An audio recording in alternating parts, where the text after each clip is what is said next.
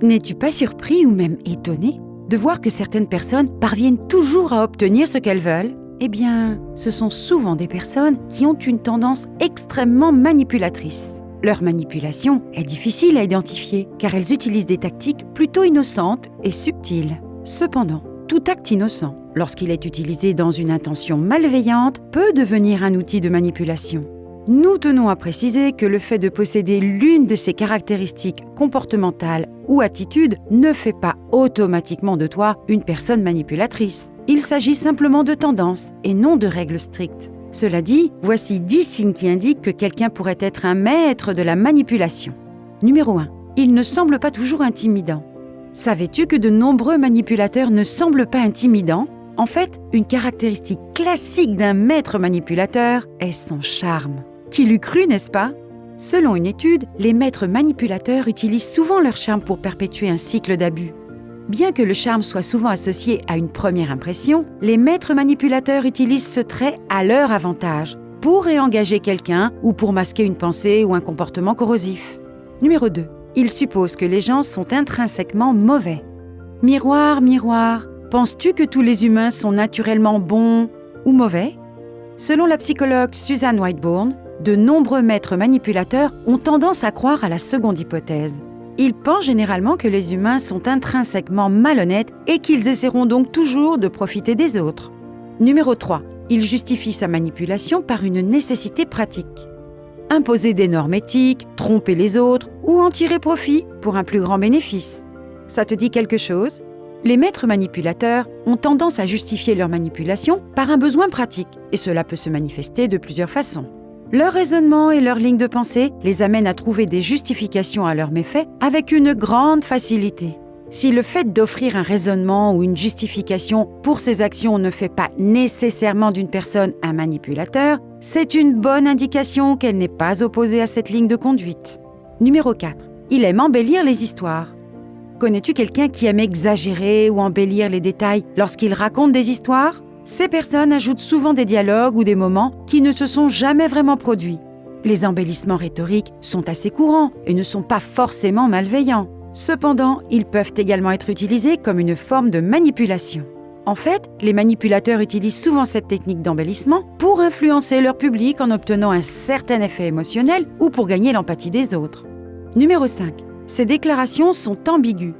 Utilise-t-il des phrases comme « c'est ton choix, mais… » En prêtant attention au langage d'un maître manipulateur, on peut avoir un aperçu de ses véritables intentions. Si l'éloge ne doit pas nécessairement être utilisé avec des tendances manipulatrices, bien utilisée, elle peut influencer les autres en provoquant un schéma de pensée différent.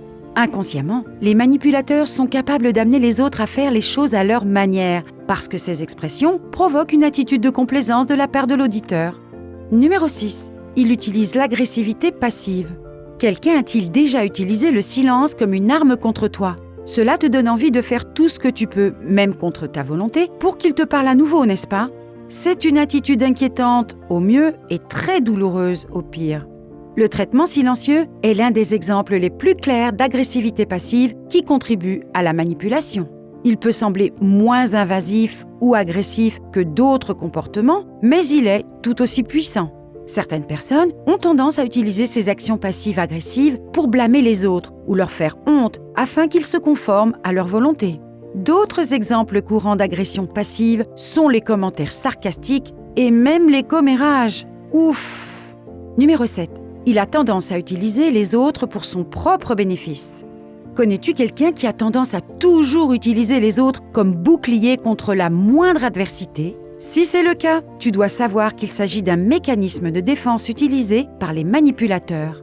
Le trouble mental sous-jacent a des effets potentiels sur l'humeur, ce qui encourage ce comportement manipulateur. Et si le mécanisme de défense sous-jacent consiste à utiliser les gens et à en tirer profit, il peut être un maître de la manipulation. Numéro 8. Tu as peur de lui dire non. Sais-tu dire non, sauf lorsqu'il s'agit de certaines personnes? As-tu peur de leur réaction? Lorsque tu dis non à un maître manipulateur, tu as peur de la pression qu'il exercera sur toi pour te faire changer d'avis. Si c'est le cas, sache que tu n'es pas faible pour ressentir ce que tu ressens à son égard et que la chose la plus importante pour toi devrait être de donner la priorité à ta propre paix intérieure et à ta tranquillité. Sois conscient que le fait d'être manipulé n'est jamais de ta faute, peu importe ce que tu ressens. Numéro 9. Il parle en rond.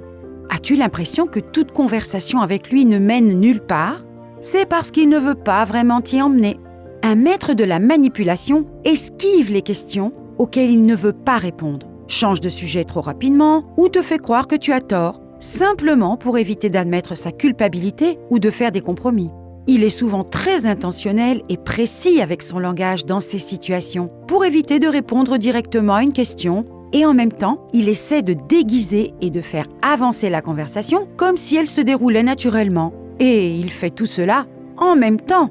Et numéro 10, il a souvent un trouble de la personnalité diagnostiqué. Sais-tu que la manipulation peut être le signe d'un certain nombre de troubles de la personnalité? Les psychologues suggèrent que, outre le machiavélisme, des troubles de la personnalité tels que le trouble de la personnalité limite, le trouble obsessionnel compulsif, le trouble bipolaire et le trouble de la personnalité antisociale peuvent accroître la tendance d'une personne à être manipulatrice. Mais attention, il est important de noter qu'agir sur ces tendances reste un choix et qu'avoir un trouble de la personnalité ne fait pas automatiquement de quelqu'un un maître de la manipulation.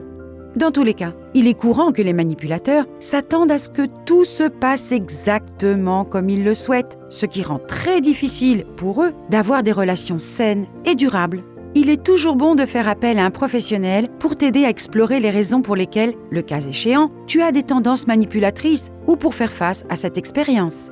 Une aide appropriée te permettra de reconnaître les raisons qui t'empêchent d'établir des relations et des amitiés significatives ou saines avec les autres. As-tu vécu des expériences comme celles que nous avons décrites? Laisse un commentaire ci-dessous sur les formes de manipulation que tu as détectées chez toi ou chez les autres. Si tu as trouvé cette vidéo utile, n'hésite pas à liker et à la partager avec ceux qui sont sous l'emprise de la manipulation. N'oublie pas de t'abonner à la chaîne et d'appuyer sur la cloche de notification pour être informé des nouveaux contenus.